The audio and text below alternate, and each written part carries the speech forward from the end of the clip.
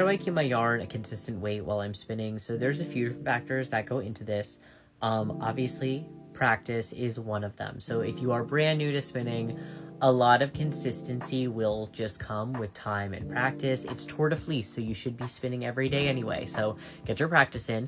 But some other tips. So in terms of consistency, it follows, if you want consistent yarn, that you need to be drafting consistently. So you need to be using the same drafting technique throughout the entire yarn. If you're short forward drawing, or if you're, supported long drawing, you're going to do that the entire way.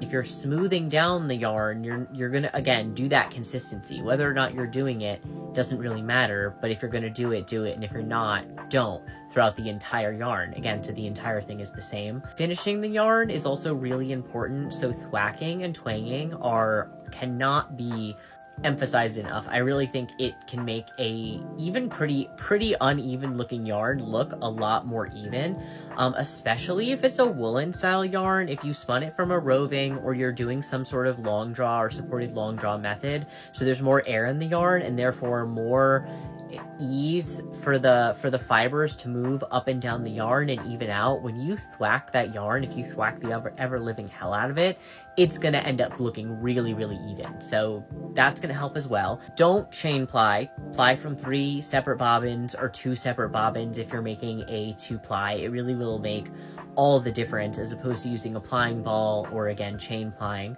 The thinned out sections and the thick sections in yarn are only emphasized in a chain ply. And then last but not least, just practice spinning finer, because the finer the spin, the easier it is to make it consistent. And the thicker the spin, the thicker the yarn that you're spinning, the easier it's going to be to see the thinner and thicker spots. They're just going to be more emphasized on a thick yarn and easier to see in general.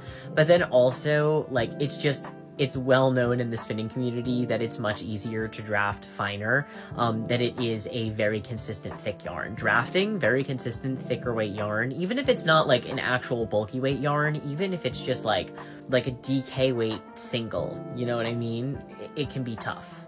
So practice your finer spins and then ply those up from separate bobbins, and you'll definitely get more consistent results.